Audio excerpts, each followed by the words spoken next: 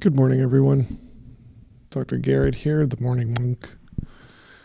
Today, it is using imagination to fuel your life.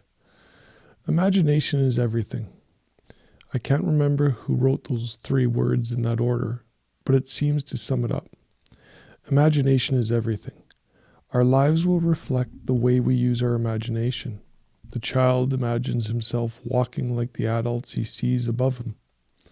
As soon as he can walk, he wants to run. As we reach successive plateaus in life, we begin to imagine ourselves reaching the next one. And that's our imagination. It leads us on from one idea to another through every day and every year of our lives.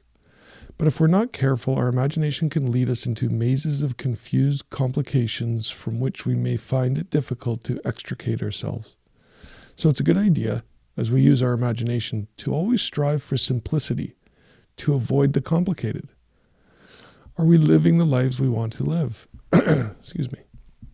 Or are we living stereotyped lives based on phony values?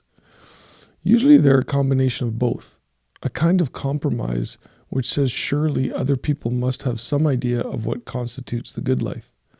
After all, there are so many of them. But when we look closer, we see that they're living shadow lives, as Lewis Mumford calls them. In competition ice skating, you see a couple match each other's movements almost perfectly. It's called shadow skating. I believe, meaning each might be the other's shadow. In any sort of neighborhood, you will tend to find people living much the same way. Their homes, landscaping, furnishings, and lives are typified, if by anything at all, by an almost total lack of imagination.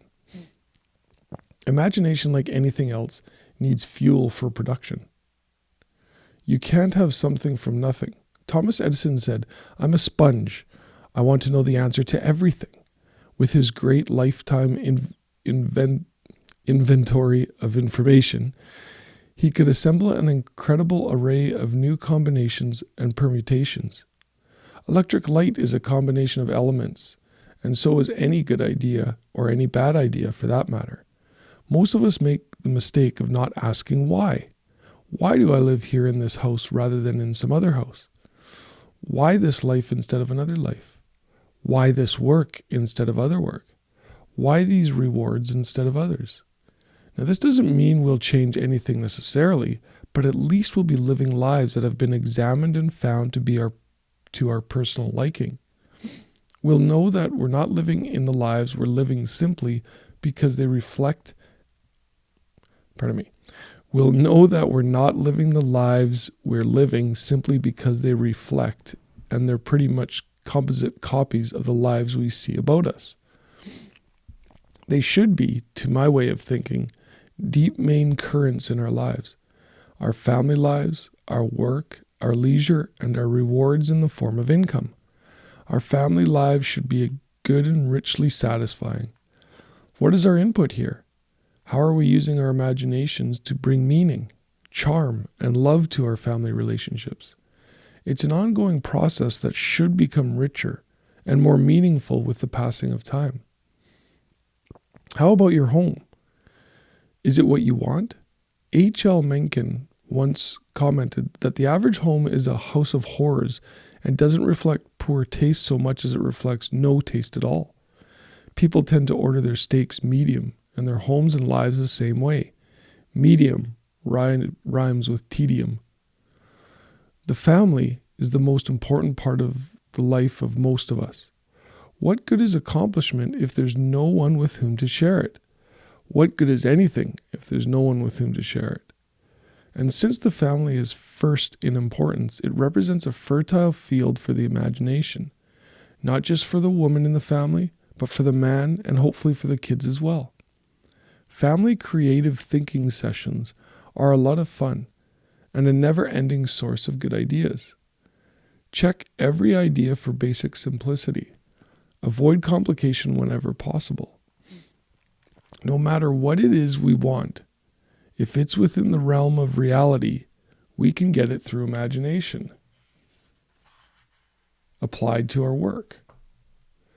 Nothing now being done by man is being done the way it can and will be.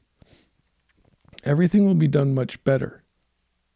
Not can be, will be, whether it's the result of our applied imagination or not. People who resist change in their work are impediments to progress. Yet the first words the new person on the job usually hears are, "Now this is the way it's done around here." A business leader made the comment that if we're doing anything this year the way it was done last year, we're obsolete. Now that's an extreme generalization, but deserves careful attention, and in most cases, it's true. So this is a great little passage talking about one of the strongest forces in the universe, your imagination, and everything starts in your imagination, and I think it's great when he says,